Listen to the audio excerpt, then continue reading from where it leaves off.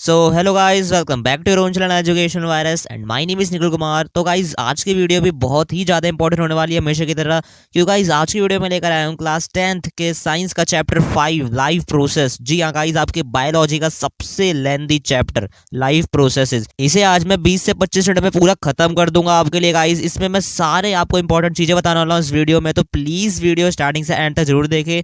अगले 20 से 25 मिनट आप लोगों के लिए बहुत ही इंपॉर्टेंट रहने वाले हैं, इसीलिए प्लीज पूरी वीडियो स्टार्टिंग से एंड तक जरूर देखें। तो चलिएगा स्टार्ट करते हैं। तो दोस्तों, इस चैप्टर के बारे में पढ़ने से पहले सबसे पहले जान लो कि लाइफ प्रोसेस कहते किसे हैं। तो लाइफ प्रोसेस की अगर मैं एक आपको सिंपल डेफिनेशन बताऊं तो यहाँ नीचे लिख रखा है लाइफ प्रोसेस की डेफिनेशन कि all the process like respiration, digestion which together keep the living organism alive and perform the job of body maintenance are called life process. मतलब सभी प्रोसेसेस जैसे रेस्पिरेशन, डाइजेशन, ये सब जब आपस में आके एक लिविंग ऑर्गेनिज्म को जिंदा रखते हैं, मतलब उसको स्टे अलाइव रखते हैं और उनके बॉडी को मेंटेन रखते हैं, उन्हीं को आपका कहते हैं लाइफ प्रोसेस कहते हैं। ठीक है, तो ये होती है डेफिनेशन किसकी? लाइफ प्रोसेस की। तो अब आप लाइफ प्रोसेस की डेफिनेशन आपसे पूछे तो आप आसानी से बता दोगे। अब यहाँ पर आपको एक और ऊपर चीज दे रखी है कि all living things perform certain life process like growth, excretion, respiration, circulation. यहाँ पर दे रखा है कि सभी लिविंग ऑर्गेनिज्म लाइफ प्रोसेस को क्या करते हैं? परफॉर्म करते हैं, जैसे ग्रोथ में या एक्सक्रीशन में या फिर रेस्पिरेशन में, सर्कुलेशन में। अब ये सब क्या है? ये सब में मैं आपको धीरे धीरे आगे बताने वाला हूँ। तो सबसे पहले देख लो इसके अंदर इंपॉर्टेंट चीजें हैं क्या। तो सबसे पहले हम पढ़ेंगे लाइफ प्रोसेस कितने टाइप्स की होते हैं, लाइफ प्रोसेस के अंदर क्या क्या चीजें आती है। तो देख लो, लाइफ प्रोसेस में टोटल 4 चीजें आती हैं, जिसमें से पहला है आपका डाइजेशन, दूसरा है रेस्पिरेशन, तीसरा है सर्कुलेशन या फिर जिसे आप ट्रांसपोर्टेशन भी कह सकते हो, और चौथा है एक्सक्रीशन। क्या बोला? लाइफ प्रोसेस के अंदर टोटल 4 चीजें आती हैं, डाइजेशन, रेस्पिरेशन, सर्कुलेशन और एक्सक्रीशन। ये अच्छे से दिमाग में बैठा लो, इसके ऊपर क्वेश्चन बन के आ सकता है और आएगा भी बहुत ज्यादा चांसेस। अगर इस चैप्टर से आपको थोड़ा सा हार्ड अगर बन के आया कुछ एग्जाम पेपर, तो इन चारों में से किसी के भी ऊपर आपका कुछ ना कुछ आपको डिफाइन करने के लिए बोल ही देगा। तो इसीलिए इन चारों को अच्छे से पढ़ लेना। और वैसे भी ये पूरा चैप्टर इन चारों चीज के ऊपर ही है, तो इसीलिए इनको तो पढ़ना बहुत ही इंपॉर्टेंट है। नहीं पढ़ोगे तो चैप्टर पढ़ने का फायदा ही क्या है। इसीलिए इन चारों को धीरे धीरे हम पढ़ते हैं। तो देखिए, यहाँ पर सबसे पहले हम जानेंगे न्यूट्रिशन कहते किसे हैं। अब ये न्यूट्रिशन क्या है, अब इसके अंदर क्या क्या चीजें है भैया, ये सब बताओ जल्दी जल्दी। चलो हम जल्दी जल्दी बताते हैं। देखो, nutrition the whole process by which an organism obtain its food. मतलब ऐसे पूरा प्रोसेस जिससे ऑर्गेनिज्म अपना फूड क्या करता है? ऑब्टेन करता है, न्यूट्रिशन कहलाता है। अब न्यूट्रिशन तो आपको अपने डेली लाइफ में मिलता ही है कि जैसे आप खाना खाते हो उससे एनर्जी एब्जॉर्व होती है, जो कि आपकी डेली एक्टिविटीज या फिर आपके शरीर को बढ़ाने के लिए या फिर आपके टिश्यूज को रिपेयर करने के लिए काम आते हैं, वो सभी आपको क्या कहलाते हैं? न्यूट्रिशन कहलाते हैं। ठीक है, तो न्यूट्रिशन की डेफिनेशन तो मैंने आपको बता ही दी है। इंग्लिश में लिखना है तो आप ये सिंपल सी एक लाइन में लिख सकते हैं, अदरवाइज इस सपोर्ट मटेरियल के मैं लिंक डिस्क्रिप्शन बॉक्स में डाल दूंगा, तो वहां से भी आप इसे चेकआउट कर लेना। तो वहां से इनके डेफिनेशन आप अच्छे तरीके से देख के याद कर लेना। ठीक है, अब नीचे जान लो, यहाँ पर दे रखा है आपको न्यूट्रिशन इन प्लांट्स और न्यूट्रिशन इन एनिमल्स। अब यहाँ पर दोनों में आपका न्यूट्रिशन होता है कि प्लांट्स भी एक लिविंग ऑर्गेनिज्म है और एनिमल मतलब ह्यूमन बींग्स, एनिमल्स, दोनों एक ही बात है। हम भी जानवर ही है, हाँ, एक तरह से इंसान भी जानवर ही होता है। तो इसीलिए न्यूट्रिशन इन एनिमल्स या फिर ह्यूमन बींग्स बोल दो या फिर न्यूट्रिशन इन प्लांट्स बोल दो, सब आपके लिविंग ऑर्गेनिज्म में आते हैं। तो इसलिए इन दोनों में अलग अलग तरीके से क्या होता है? न्यूट्रिशन होता है। अब दोनों को हम जल्दी जल्दी से जान लेते हैं। अब न्यूट्रिशन प्लांट्स के बारे में बात करें तो प्लांट्स आर ऑटोट्रॉफ्स। प्लांट्स क्या होते हैं? ऑटोट्रॉफ्स होते हैं। अब भैया ये ऑटोट्रॉफ्स क्या आ गया? अब ये मैं बताओ अरे मैं बताऊंगा, सब कुछ बताऊंगा आपके लिए, जो जो इंपॉर्टेंट चीज है वो सब बताने वाला हूँ इस पूरी वीडियो में। ऑटोट्रॉफ्स की अगर मैं सिंपल आपको कोई डेफिनेशन अगर लिखवाना चाहूँ तो it is a process which an organism prepare its own food from simple inorganic material like water and carbon dioxide in the presence of sunlight. मतलब ऐसा प्रोसेस होता है आपका ऑटोट्रॉफ न्यूट्रिशन, जिसमें जो ऑर्गेनिज्म होता है वो अपना खाना खुद बनाता है। किसकी हेल्प से? सनलाइट की हेल्प से। अब यहां पर आ गया सनलाइट, तो सनलाइट का मतलब क्या हो गया? ऑब्वियस सी बात है भाई, प्लांट्स। प्लांट्स अपना खाना ही तो बनाते हैं सनलाइट की हेल्प से। हम थोड़ा ना बनाते हैं, एनिमल थोड़ा ना बनाते हैं भाई। ग्रीन प्लांट्स, प्लांट्स यही सभी तो सनलाइट की हेल्प से खाना बनाते हैं ना। तो बस ऑटोट्रॉफ्स वो होते हैं जो अपना खाना खुद बनाते हैं सनलाइट के हेल्प से। भी आप लिख सकते हो प्रेजेंस ऑफ सनलाइट लिख सकते हो।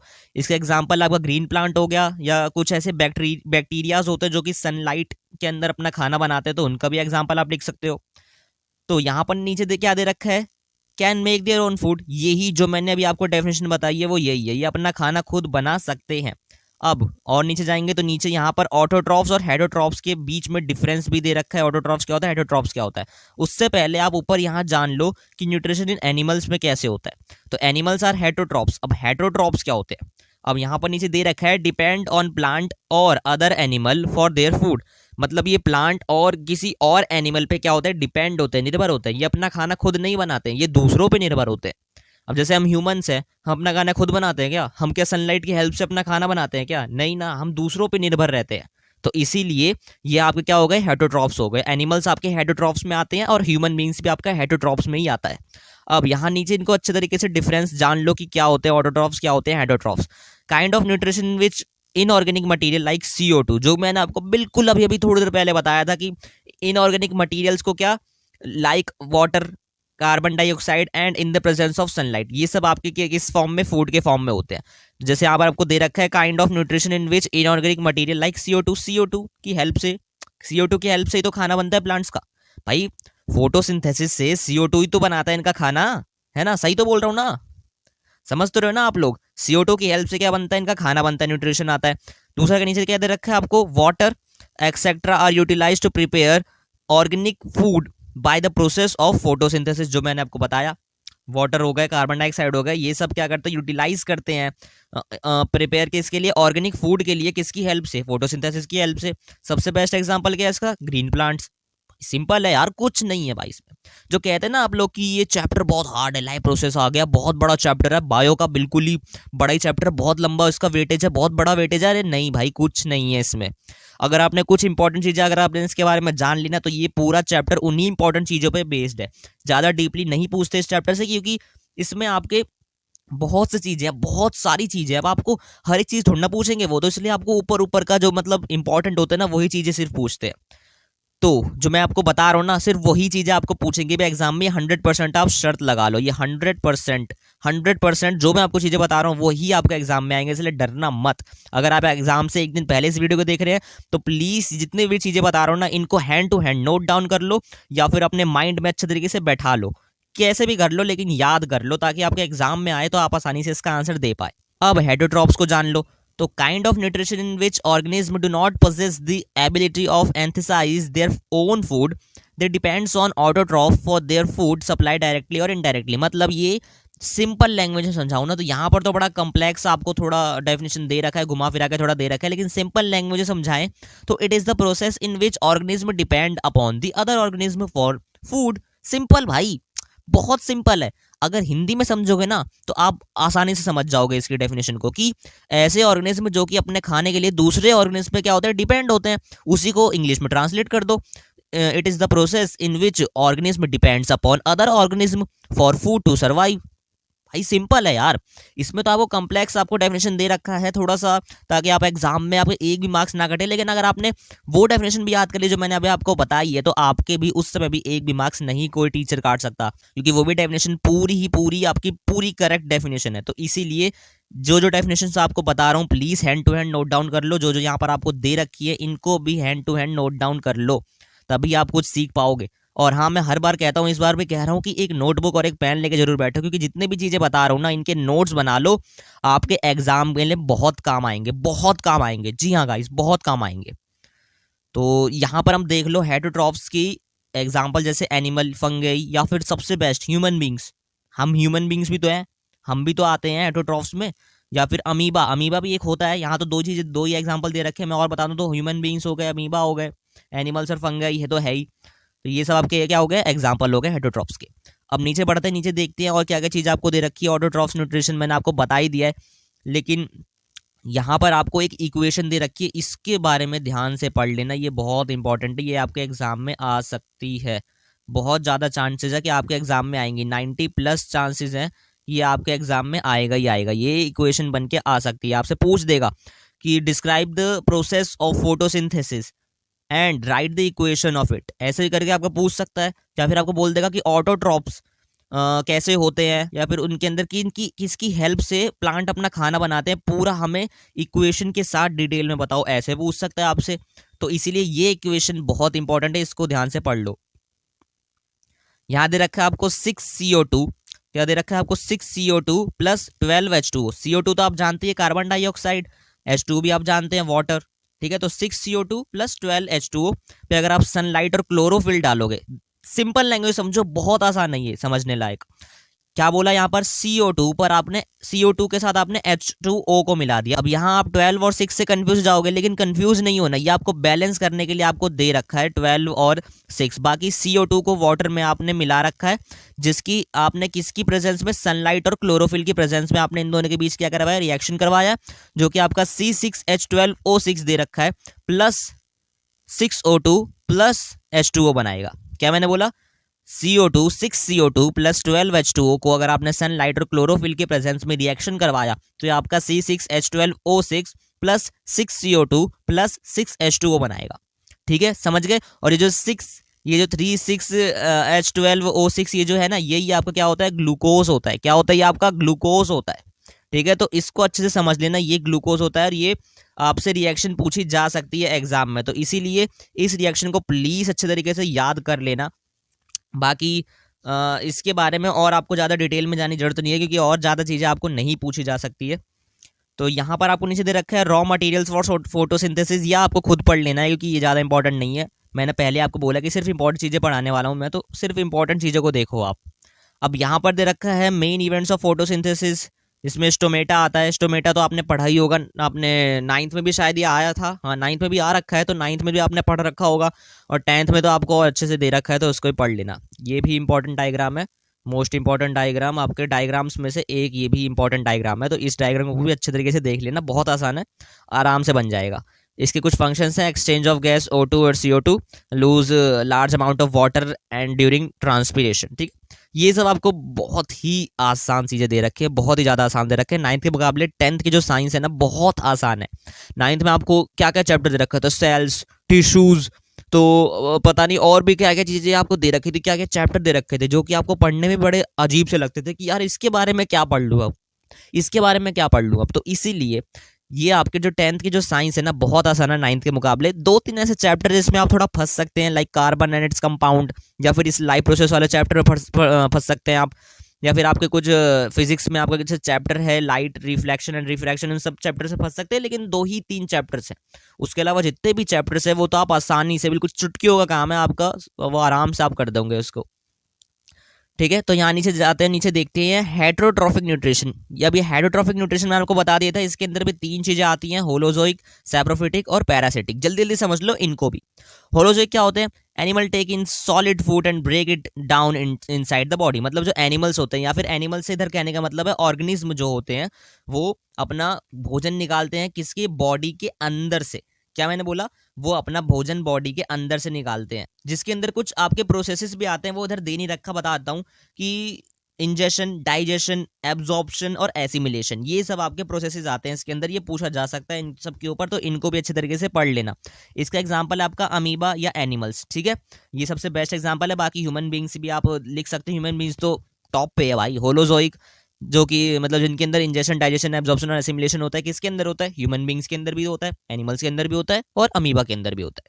ठीक है, अब यहाँ जान लो सैप्रोफिटिक के बारे में। तो सैप्रोफिटिक क्या दे रखा है, organism feed on dead decaying matter. मतलब ऐसे ऑर्गेनिज्म जो कि अपना खाना मरे हुए, क्या मैंने बोला, ऐसे ऑर्गेनिज्म जो कि अपना खाना मरे हुए ऑर्गेनिज्म से क्या ऑब्टेन कर रहे हो, ले रहे हो, अपना खाना किसी मरे हुए ऑर्गेनिक मैटर से क्या निकाल रहे हो, वो आपके सैप्रोफिटिक न्यूट्रिशन कहलाते हैं। अब इसका एग्जाम्पल, सबसे बेस्ट एग्जाम्पल है फंगई या फिर बैक्टीरिया। बैक्टीरिया भी लिख सकते हो, बैक्टीरिया भी बहुत अच्छा एग्जाम्पल है, बैक्टीरिया लिख देना, फंगाई लिख देना, एक ही बात है। पैरासिटिक न्यूट्रिशन क्या होता है, पैरासिटिक लाइव इनसाइड और outside other organism and drive nutrition from its. मतलब पैरासिटिक को अगर इसको मैं सिंपल लैंग्वेज में समझाऊं, इधर तो कुछ आपको कॉम्प्लेक्स ही कुछ दे रखा है, कुछ अजीबी सी डेफिनेशन दे रखी है यहाँ पर, लेकिन अगर मैं आपको सिंपल लैंग्वेज में समझाऊं तो पैरासिटिक न्यूट्रिशन ऐसे ऑर्गेनिज्म जो कि अपने खाने के लिए किसी और की बॉडी से खाना निकाले बिना उसे जान से मारे या फिर बिना उसे किल करे। क्या मैंने बोला कि ऐसे ऑर्गेनिज्म जो कि अपना खाना किसी दूसरे ऑर्गेनिज्म से निकालते हैं बिना उसे मारे। हमने सैप्रोफिटिक में क्या पढ़ा था कि मरे हुए ऑर्गेनिज्म से ऑर्गेनिज्म खाना निकालते हैं। होलोजोइक में क्या पढ़ा था, इंजेक्शन होता है, डाइजेशन होता है, एब्जॉर्प्शन होता है, एसिमिलेशन होता है, ये सब आपके होते हैं उसके अंदर इन्वॉल्व। लेकिन पैरासिटिक में क्या है कि वो खाना निकालते हैं किसी और ऑर्गेनिज्म से, लेकिन बिना उसे जान से मारे। इसका सबसे बेस्ट एग्जांपल आपके जो माइंड में सबसे पहले चमकना चाहिए वो होना चाहिए मॉस्क्यूटो। जी हाँ गाइस, मॉस्क्यूटो। इधर आपको मॉस्क्यूटो दे नहीं रखा है, लेकिन मॉस्क्यूटो सबसे बेस्ट एग्जांपल है। इसके अंदर अगर आपने लिख दिया ना तो आपका टीचर पूरे मार्क्स दे ही देगा। मॉस्क्यूटो, मैंने जब इसको बारे में पढ़ा था तो मैं तो सबसे पहले मेरे दिमाग में ये चमका था मॉस्क्यूटो। भाई मच्छर, यार मच्छर भी तो हमारे अंदर से खाना निकालते बिना हमें मारे, है ना। तो मच्छर इसका सबसे बेस्ट एग्जांपल हुआ। दूसरा लीस। लीस जो आपके बालों में होते हैं, लाइक जूं जिसे आप कहते हैं, वो भी हमारे अंदर से खाना निकालते बिना हमें मारे। लीचीज हो गए। लीचीज आपने देखा होगा फिल्मों में कि कोई जंगल में जा रहा है, उसके पीठ पे बिल्कुल एक ब्लैक ब्लैक कलर के छोटे छोटे से कीड़े ऐसे होते हैं, वो उनका पूरा खून एब्जॉर्ब कर लेते हैं, तो वो आपके लीचीज कहलाते हैं। और यहाँ पर आपको कस्क्यूटा भी दे रखा है, प्लांट पैरासिटिक होता है।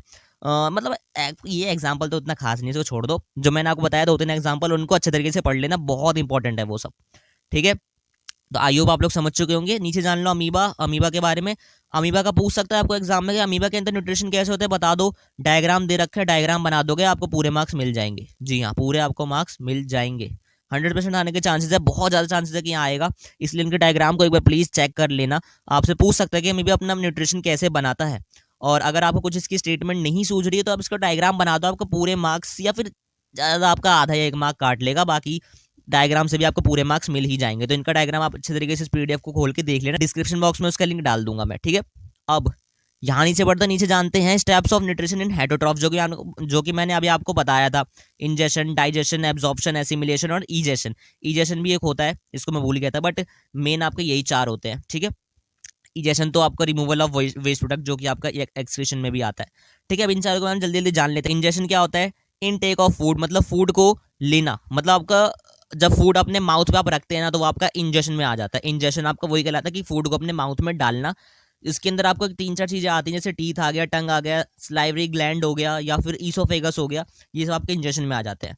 दूसरा कहते रखे है डाइजेशन। डाइजेशन क्या मतलब होता है? Break down of complex material into simpler ones, मतलब ये ब्रेक डाउन करता है, मतलब खाने का ब्रेक डाउन करता है एक तरह से। ये फूड का क्या करता है? ब्रेक डाउन करता है डाइजेशन में। इसमें भी 3-4 चीजें आपके आती है, small intestine, large intestine, stomach, ये सब आपके डाइजेशन में आ जाता है। Absorption, movement of digested food. Digested food का क्या? मूवमेंट में हेल्प करता है एब्जॉर्प्शन।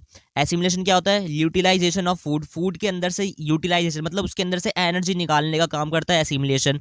और एक्सक्रीशन या फिर इजेशन किसे कहते हैं? रिमूवल ऑफ वेस्ट मटेरियल, मतलब वेस्ट मटेरियल के आपकी बॉडी से बाहर जाना, किसके फॉर्म में? सॉलिड फॉर्म में या फिर यूरिन के फॉर्म में जाना, वो सब का क्या कहलाता है? इजेशन कहलाता है, ठीक है। तो आई होप आप लोग ये 5 प्रोसेस अच्छे से समझ चुके होंगे।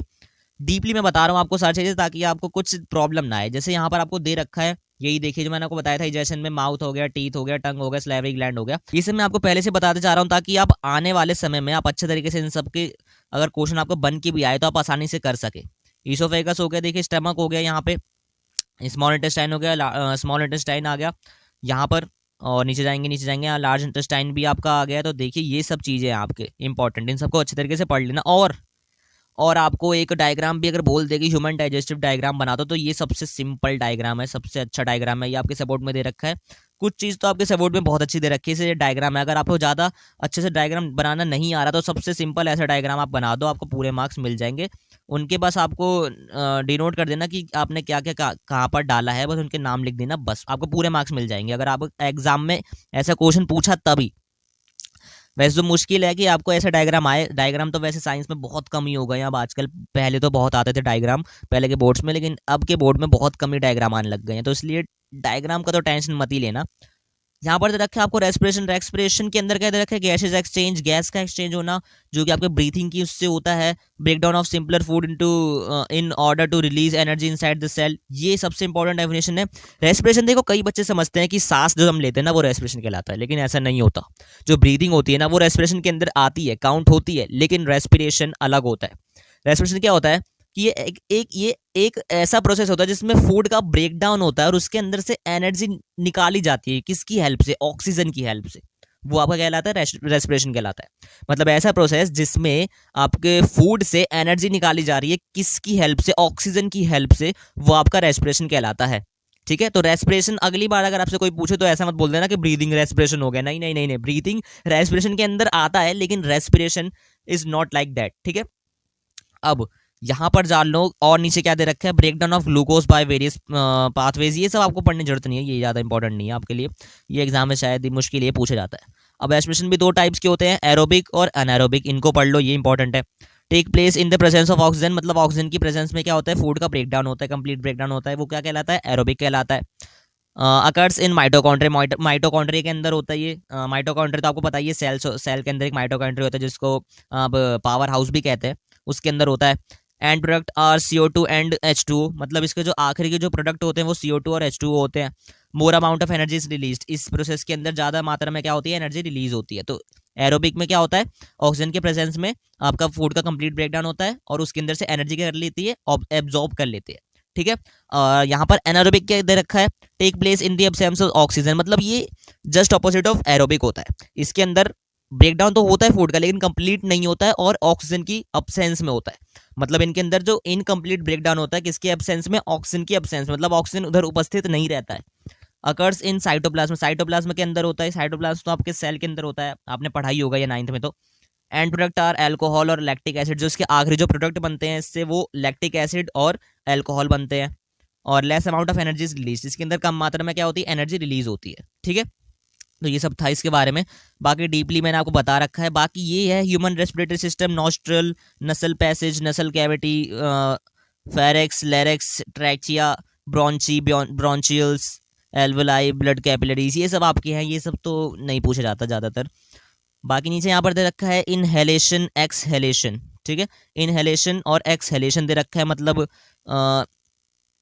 ये सब भी आपके ज़्यादा काम की चीज़ें नहीं है, जो जो इंपॉर्टेंट है बस मैं वही बताना चाहता हूँ।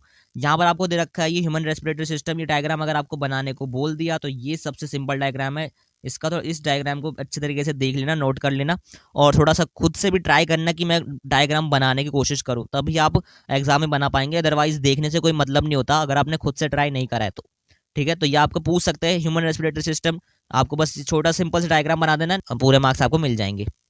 अब इनहेलेशन और एक्सहेलेशन का भी यहाँ दे रखा है, ये इंपॉर्टेंट नहीं है, आपसे पूछा भी नहीं जाता।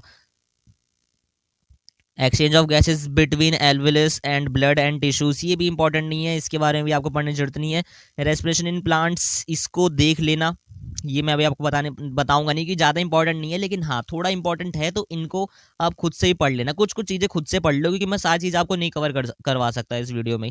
फिर तो आप ही बोलोगे कि इतना टाइम हो गया अभी तक भैया ने पूरी वीडियो नहीं खत्म करी। अरे इंपॉर्टेंट चीज़ें ही बस बता रहा हूँ, ठीक है। बाकी जो थोड़ी बहुत इंपॉर्टेंट है वो आप खुद से पढ़ लेना, ठीक है। नीचे जाएंगे, नीचे दे रखा है आपको ट्रांसपोर्टेशन, ये देख लो। ट्रांसपोर्टेशन के अंदर क्या होता है भाई, ट्रांसपोर्टेशन शब्द से ही समझ लो, ट्रांसपोर्ट मतलब किसी चीज का इधर से उधर जाना, ट्रांसपोर्ट होना, ठीक है।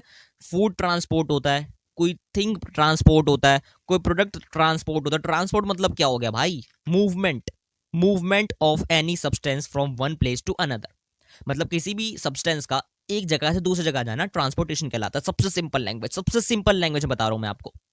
यहाँ पर आपको ट्रांसपोर्टेशन के अंदर भी कुछ चीजें आपको दे रखी है, किसकी हेल्प से ट्रांसपोर्टेशन होता है आपके बॉडी में, भाई किसकी हेल्प से होता है, पता भी आपको नहीं पता होगा ना, मैं बताता हूँ भी आपको। देखो सबसे पहला होता है हार्ट, हार्ट की हेल्प से क्या होता है, ट्रांसपोर्टेशन होता है। धीरे धीरे सब चीज बताऊंगा, भी ध्यान से समझ लो इन सब बातों को। आर्टरीज एंड वीन्स, ये आपके एक टाइप की नसें होती हैं, इसलिए इनको भी अच्छे से देख लेना। ब्लड एंड लिम्फ, इनकी हेल्प से भी क्या होता है, ट्रांसपोर्टेशन होता है, ठीक है। अब इनको अच्छे तरीके से समझ लो, ये डायग्राम से देखो।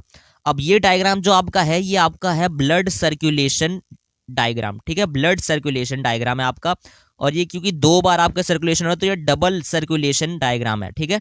डबल सर्कुलेशन वाला आपका ये डायग्राम है। अब इनके अंदर क्या होता है, जैसे आपके ये लंग्स है, लंग्स आपको बना के नहीं दिखाया, अगर आपके एग्जाम में आए तो आपको ऐसे ही लिख दोगे तो भी आपको मार्क्स मिल जाएंगे, वरना बना सकते हो तो बना देना। अब आपने सांस लिया तो लंग्स के अंदर क्या आ गई, ऑक्सीजन आ गई। अब लंग्स से कर रहा है वो ऑक्सीजन को ब्लड में क्या कर रहा है, मिक्स कर रहा है। और फिर एक वीन्स होती है, एक नस होती है जिसे कहते हैं हम पल्मोनरी वीन्स, जो कि ऑक्सीजनेटेड ब्लड को लंग्स से लेके हार्ट तक पहुंचाती है। हार्ट के अंदर भी दो चीजें होती है, पहला होता है लेफ्ट आर्ट्रियम, दूसरा होता है लेफ्ट वेंट्रिकल। अब लेफ्ट आर्ट्रियम वेंट्रिकल मतलब एक तरह से आपके दो खाने टाइप होते हैं, मतलब दो आपके खाने हैं। जैसे मान लो आपका यहाँ से खाना आया तो सबसे पहले लेफ्ट आर्ट्रियम में जाएगी, बीच में एक गैप सा होता है, उसकी हेल्प से लेफ्ट वेंट्रिकल में जाएगी, और वेंट्रिकल से ये आपके पूरी बॉडी में चल जाएगी। अब बॉडी में कौन ले जाता है, अओर्टा नाम का एक नस लेके जाता है, ठीक है, ऑक्सीजनेटेड ब्लड को पूरी बॉडी तक। अब बॉडी में ऑक्सीजनेटेड ब्लड तो पहुंच गया, लेकिन जो बॉडी के अंदर डस्ट है, जो गंदगी है, डीऑक्सीजनेटेड ब्लड, वो कौन लेके जाएगा, तो वो काम करता है कौन, मेन वीन। मेन वीन को आप कह सकते हो वेना कावा, इसको एक नाम दे रखा है वेना कावा, ठीक है। वेना कावा, नोट डाउन कर लेना। वेना कावा नाम की नस होती है, ये आपके ब्लड जो ये आपकी बॉडी है ना, सभी बॉडी पार्ट से आपका ब्लड को कहाँ तक ले जाता है, हार्ट तक ले जाता है। अब यहाँ पर भी आपके दो चीजें होती है, पहला होता है आपका राइट आर्टरियम, दूसरा होता है राइट वेंट्रिकल। तो पहले ये राइट आर्टरियम में जाता है, बीच में गैप होता है, उससे राइट वेंट्रिकल में जाता है, और राइट वेंट्रिकल से ये आपका निकल के लंग्स में चल जाता है। कौन लेके जाता है, ये पल्मोनरी आर्टरी लेके जाती है। और जब लंग्स में जाता है तो जब आप सांस छोड़ते हैं तो वो आपका डीऑक्सीजनेटेड ब्लड या फिर CO2 जिसे आप कहते हैं वो आपका बाहर आ जाता है। ठीक है, तो ऐसा आपका होता है क्या, डबल सर्कुलेशन सिस्टम आपका ऐसा होता है। इसको मैंने बहुत डीप में बताया, बाकी आप इस PDF को खोल के भी आप उससे अच्छे तरीके से देख लेना। ये यहाँ पर दे रखा है आपको डबल सर्कुलेशन हार्ट की हेल्प से कैसे होता है, ये सब दे रखा है, ये मैंने आपको बता रखा है, तो इसको बताने की जरूरत नहीं है दोबारा आई थिंक। तो बाकी आप अपने तरफ से आप देख लेना एक बार इस PDF को खोल कर, मैं लिंक डिस्क्रिप्शन बॉक्स में डाल दूंगा, तो वहां से देख लेना। अब RBC क्या होता है बता रखा है मैंने आपको पहले भी, और आपको नहीं भी पता है तो मैं आपको दोबारा बताता हूँ। ये कैरी करता है गैस को, O2 और CO2 को कैरी करता है। RBC जो आपके अभी हाथ में, जो आपके जो पैर में, आपकी पूरी बॉडी में जो नस अभी चल रही है, रेड कलर की आपने नस देखी होगी अपने डायग्राम में, किसी डायग्राम में आपने देखी होगी रेड कलर की नस, वो RBC होती है, रेड ब्लड सेल होती है। ठीक है, ये क्या करती है, गैस कैरी करती है, कौन सी, ऑक्सीजनेटेड और डीऑक्सीजनेटेड दोनों कैरी करती है। ठीक है, कंटेन HB मतलब हीमोग्लोबिन को कंटेन करती है। Impact red colour of the blood, जो कि जिसकी वजह से ये ब्लड का क्या रेड कलर दिखता है। अब ब्लड प्लेटलेट्स क्या होता है, हेल्प इन ब्लड क्लोटिंग। ये मान लो आपको कहीं कट गया, अब वहां पर आपने देखा कि जम जाता है आपका खून, तो वो आपको कौन करवाता है, ब्लड प्लेटलेट्स करवाती है। ये प्लेटलेट्स होती हैं, ये आपकी क्या करवाती है, क्लोटिंग करवाती है। कहीं भी कट गया, छिल गया, तो वो आपको ब्लड का क्या कराएगी, क्लोटिंग करवाएगी। अब WBC क्या होता है, ये provide body defence by engulfing the germs and producing antibodies. मतलब ये आपको बॉडी को प्रिवेंट करता है, किससे प्रिवेंट करता है, ये जर्म से प्रिवेंट करता है। जर्म से क्या प्रिवेंट करता है, डिफेंस करता है, एक तरह से कह सकते हो। जर्म से आपको हार्मफुल जो आपके बॉडी में जर्म्स होते हैं उससे आपको क्या बचाव करता है, क्या, WBC।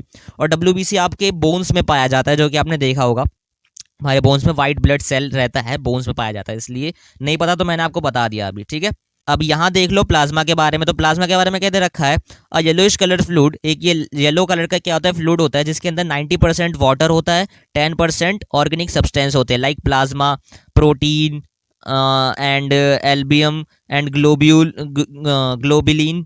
बहुत सारे से टाइप्स के आपके क्या होते हैं, प्रोटीन ऑर्गेनिक सब्सटेंस होते हैं। ठीक है, तो ये आपके इसके बारे में दे रखा था, बाकी और कुछ ज्यादा नहीं आपको पढ़ने की जरूरत है। लिम्फ जान लो, लिम्फ क्या होता है, येलोइश फ्लूइड, ये भी एक येलोइश फ्लूइड होता है। वैसे आपको एक चीज बता दो कि लिम्फ कलरलेस भी हो सकता है, आपके NCERT में कलरलेस दे रखा है, और आपके सपोर्ट में क्या येलोइश दे रखा है। तो आप दोनों सही हो सकता है, अपने टीचर से आप पूछ लेना कि लिम्फ कौन से कलर का होता है। वैसे बेसिकली आई थिंक मेरे हिसाब से तो कलरलेस होना चाहिए, लेकिन आपके सपोर्ट में येलो कलर दे रखा है, तो वो थोड़ा सा अजीब सी बात है, बट आप पढ़ लो अभी के लिए। या yellowish colour escape from the blood capillaries into the intercellular spaces. ठीक है, तो ये आपके बहुत इंपॉर्टेंट डेफिनेशन है, इसको अच्छे तरीके से पढ़ लेना कि लिम्फ कैसे कहते हैं। येलो कलर का एक फ्लूइड होता है जिसके अंदर जो कि ब्लड कैपिलरीज के अंदर, जिसके अंदर इंटरसेल्युलर स्पेसेस होते हैं, जो कि लेस प्रोटीन देन ब्लड, जो कि ब्लड से क्या लेस प्रोटीन को क्या करता है, कंटेन करता है, किसको, लेस प्रोटीन को। और lymph flow from the tissue to heart, ये टिश्यू से हार्ट तक क्या करता है, फ्लो करता है। ठीक है, अब ये लिम्फ के बारे में आपने जान लिया। अब ब्लड वेसल्स भी आपके दो टाइप्स के होते हैं, पहला होता है आर्टरी, दूसरा होता है वेन्स। आर्टरी क्या होता है, ऑक्सीजनेटेड ब्लड को क्या पहुंचाता है, कहां से, हार्ट से हमारी पूरी बॉडी तक। ठीक है, यानी जो रखा है ऑल्सो कॉल्ड डिस्ट्रीब्यूटिंग वेसल, ये डिस्ट्रीब्यूटिंग वेसल भी के नाम से भी जाना जाता है। थिक एंड इलास्टिक होता है, मतलब थोड़ा सा मोटा और इलास्टिक होता है। डीप सीटेड होता है, मतलब ये अंदर गहराई में रहता है। ठीक है, वीन्स क्या होता है, ये डीऑक्सीजनेटेड ब्लड को क्या करता है, कैरी करता है, किससे, बॉडी से हार्ट तक पहुंचाता है। ठीक है, किसको, डीऑक्सीजनेटेड ब्लड को, जैसे CO2 हो गया। और इसके नीचे क्या दे रखा है, ऑल्सो कॉल्ड कलेक्टिव वेसल, इसको कलेक्टिव वेसल भी कहते हैं, जो कि कलेक्ट करता है कैसे, डीऑक्सीजनेटेड ब्लड को। थिन और लेस इलास्टिक, ये पतली होती है, ज़्यादा इलास्टिक भी नहीं होती है।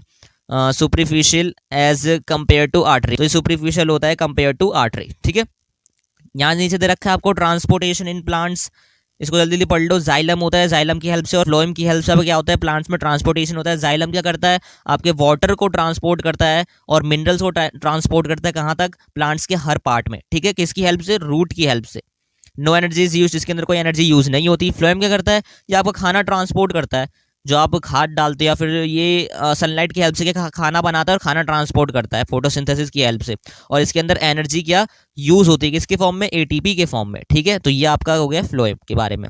अब ट्रांसपीरेशन, इसके अंदर एक प्रोसेस आता है। तो transpiration is the process of loss of water as vapour from aerial parts of the plant. मतलब ट्रांसपीरेशन एक ऐसा प्रोसेस होता है जो कि वेपर के रूप में वाटर का एरियल में मिक्स हो जाना, मतलब प्लांट्स जो वाटर को वेपर के रूप में छोड़ देती है वो आपका ट्रांसपीरेशन प्रोसेस कहलाता है। वही प्रोसेस आपका क्या कहलाता है, ट्रांसपीरेशन कहलाता है। इसके अंदर और भी कुछ चीज़ें आपको नहीं दे रखी ज़्यादा, वैसे छोटी मोटी चीज़ें रखी है तो आप खुद से पढ़ लेना, ये सब ज़्यादा इंपॉर्टेंट नहीं है, सिर्फ इंपॉर्टेंट चीज़ें मैं आपको बता रहा हूँ। अब यहाँ पर जान लो इस पूरी चैप्टर का लास्ट टॉपिक जो कि है एक्सक्रीशन सिस्टम इन ह्यूमंस, जो कि आपका किडनी, यूटेरस और यूरिन ब्लेडर और यूरेथ्रा की हेल्प से होता है। ठीक है, तो kidney, ureters and urine bladder और यूरेथ्रा की हेल्प से क्या होता है, आपका यूरिन बाहर निकलता है। ठीक है, या फिर आपका वेस्ट प्रोडक्ट क्या निकलता है, बाहर निकलता है। यहाँ पर आपको डायग्राम पूछे तो डायग्राम आप बना देना, सबसे सिंपल डायग्राम है ये रही। Left kidney, right kidney, uterus, urine bladder और urethra. Left kidney, right kidney में आप तो पता ही है किडनी में क्या होता है, आपका किडनी में ब्लड जो होता है वो साफ होता है, प्योर होता है। किस में होता है, किडनी में प्योर होता है। अब जो किडनी के अंदर जो आपका वेस्ट मटेरियल जो ब्लड से उसने निकाला है वो यूरेटर के द्वारा किस में जाता है, यूरिन ब्लेडर के अंदर जाता है। और जो यूरिन ब्लेडर होता है उसके आगे एक यूरेथ्रा रहता है जिसकी हेल्प से क्या वो जो वेस्ट मटेरियल है वो क्या जाता है, बाहर जाता है। किसके फॉर्म में, यूरिन के फॉर्म में।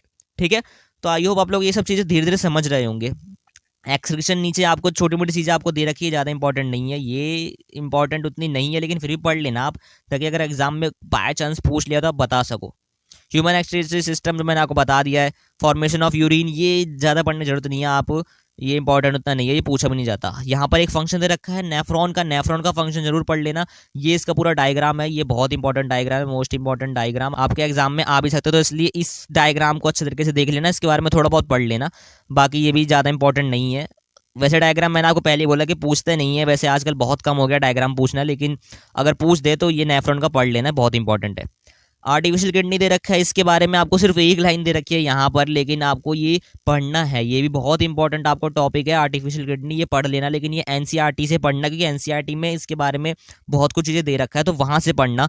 इधर तो आपको एक ही चीज़ दे रखा है, बस डायलिसिस के बारे में दे रखा है, ह्यूमोडायलिसिस के बारे में दे रखा है। बाकी थोड़ा बहुत इसके बारे में बता दूं तो आर्टिफिशियल किडनी मतलब जैसे किसी का किडनी फेल हो जाता है या फिर किसी के किडनी में मतलब प्योरिफिकेशन उसकी खत्म हो जाती है, तो उसके लिए आर्टिफिशियल क्या किडनी लगाई जाती है, जिसकी हेल्प से वो क्या ब्लड को क्या करता है, क्लीन करता है या फिर प्योर करता है, कुछ भी कह सकते हो। और उसी प्रोसेस को क्या कहते हैं आप, डायलिसिस कहते हो, उसी प्रोसेस को क्या कहते हैं, डायलिसिस कहते हैं। ठीक है, ये आपका एमसीक्यू में पूछ सकता है कि वो ऐसा कौन सा प्रोसेस है जिसकी हेल्प से अगर किसी इंसान की किडनी फेल हो गई तो उसको उसके ब्लड को प्योर फिर भी करा जा सकता है, कौन से प्रोसेस से। तो आपके ऑप्शन में एक आर्टिफिशियल किडनी भी आ सकता है, डायलिसिस भी आ सकता है, और भी दो चीजें आपको ऑप्शन दे देगा, लेकिन आपको कंफ्यूज नहीं होना है। ये आर्टिफिशियल किडनी उस चीज का नाम है जिसकी हेल्प से प्योरिफिकेशन होता है ब्लड का, लेकिन जो प्रोसेस होता है वो आपका डायलिसिस प्रोसेस होता है। तो अगर प्रोसेस पूछा है तो डायलिसिस ही लिख के आना, टिक करके आना। ठीक है, बाकी ये पूरा चैप्टर खत्म हो जाता है यहाँ पर। एक्सट्रेशन इन प्लांट्स ये आपको पढ़ने की जरूरत नहीं है, ये बहुत ही उतना खास उतना इंपॉर्टेंट नहीं है टॉपिक। तो यहाँ पर आपको पूरा चैप्टर खत्म हो चुका है। तो गाइस अगर वीडियो अच्छी लगी हो तो प्लीज़ वीडियो को लाइक कर देना, चैनल को सब्सक्राइब कर देना। वीडियो से अगर आपने कुछ सीखा है तो प्लीज़ एक बार कमेंट में कर देना कि हाँ भैया ये वीडियो से हमने बहुत कुछ सीखा, हमें बहुत कुछ समझ में भी आ गया। और ऐसी वीडियोस और चाहते हो तो प्लीज़ चैनल को सब्सक्राइब कर लेना, और प्लीज़ अपने राय जरूर लिखना कमेंट बॉक्स में कि कैसे मैं वीडियोस आपको समझा रहा हूँ, कैसे समझा रहा हूँ। कि मुझे पता नहीं चलता कि अगर मैं आपको समझा भी रहा हूँ तो मैं कैसे समझा रहा हूँ, मुझे खुद को पता नहीं चलता, क्योंकि जब तक आपके राय नहीं आएंगे, जब तक आपके सजेशन नहीं आएंगे, जब तक मैं नहीं समझ पाऊंगा कि मैं कैसा अभी तक आपको पढ़ा रहा हूँ।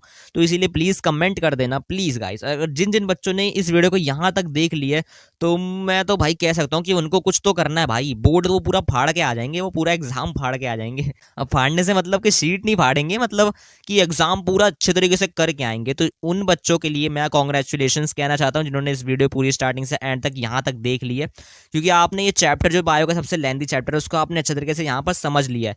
और अब आई थिंक आपको एनसीईआरटी भी खोलने की जरूरत नहीं, क्योंकि आपने ये जो वन शॉट वीडियो देख लिया ना, यही आपके लिए बहुत ही इंपॉर्टेंट है आपके एग्जाम के पर्पज से। तो ठीक है गाइस, तो इसीलिए अगर वीडियो से कुछ सीखने को मिला हो तो प्लीज़ कमेंट कर देना। बाकी लाइक शेयर एंड सब्सक्राइब तो आप कर ही दोगे, मुझे पता है आप कर दोगे, आप मना मत करना, आप कर दोगे। ठीक है प्लीज़ कर देना ठीक है। तो गाइज अभी के लिए इतना ही, मिलता है अगले वीडियो के साथ। For now tata bye bye.